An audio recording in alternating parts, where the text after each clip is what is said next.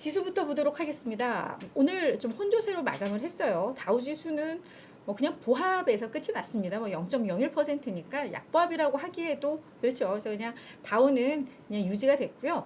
S&P 500이 0.4%, 나스닥 지수는 거의 뭐 1% 가까운 상승세를 보여줬습니다.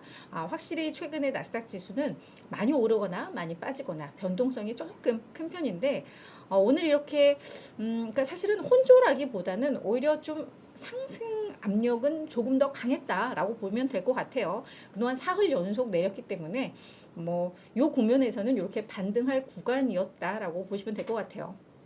다만 시장은 아직도 이 약세론이냐 강세론이냐 거기에서 이제 약간 좀 줄다리기가 이어지고 있는 그런 상황입니다. 그래서 뭐 한쪽에서는 이 약세론자와 강세론자가 힘의 균형을 맞추면서 어떤 방향성 없는 이런 흐름들이 당분간 좀 이어질 수도 있을 것 같다라는 뭐 그런 얘기들도 좀 나오더라고요. 그래서 지금 시장을 완전히 확 한쪽 방향으로 끌 만한 어떤 뉴스 이슈가 현재는 약간 공백 상태다. 뭐 이렇게 이해를 하시면 될 것 같습니다. 네, 우리 트렌드 부모 네, 요분이 지각 이렇게 얘기해 주셨는데 지각은 아니에요. 네, 시간을 맞춰왔습니다. 다만 정말 기술적인 문제가 있었다라는 거 정말 네 제가 변명을 하도록 하겠습니다. 자, 그럼 간밤에 어떤 이슈들이 있었는지 그 주요 이슈들 먼저 점검을 해보도록 할 텐데요.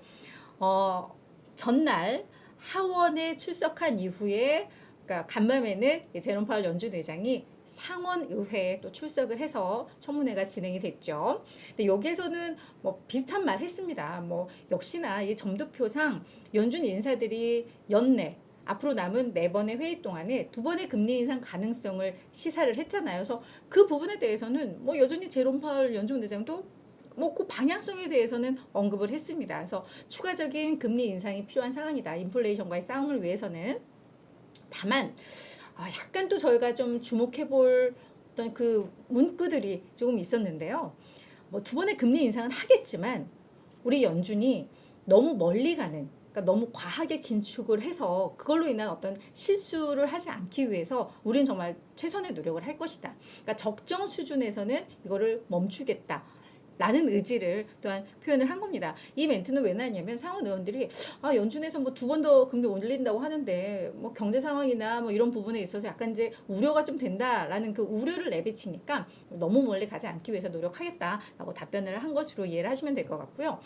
경기에 대해서도 이제 약간의 온도차를 좀 보였습니다.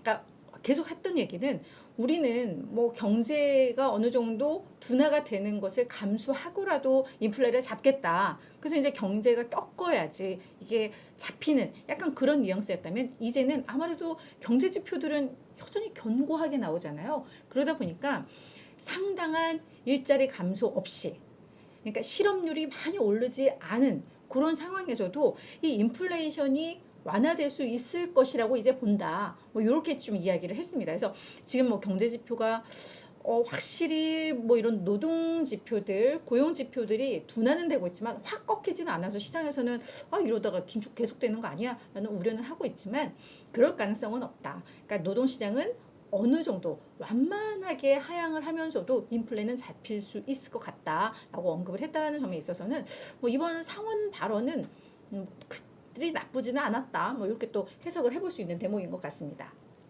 경제 지표도 역시 나왔습니다. 뭐 관련해서 고용 관련된 지표였는데 뭐 주간마다 나오죠.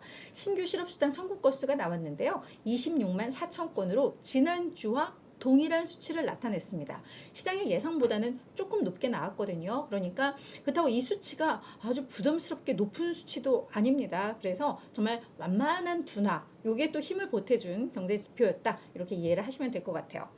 자, 이제 우리 연준은 그나마 이제 막바지입니다. 긴축 기조의 막바지에 다다랐는데 다른 각국의 중앙은행들은 아직 끝날 기미를 보이지 않아요. 그래서 역시 각국의 중앙은행들은 인플레와의 싸움을 아주 공격적으로 하고 있다라는 게 간밤에 우르르 나왔는데요.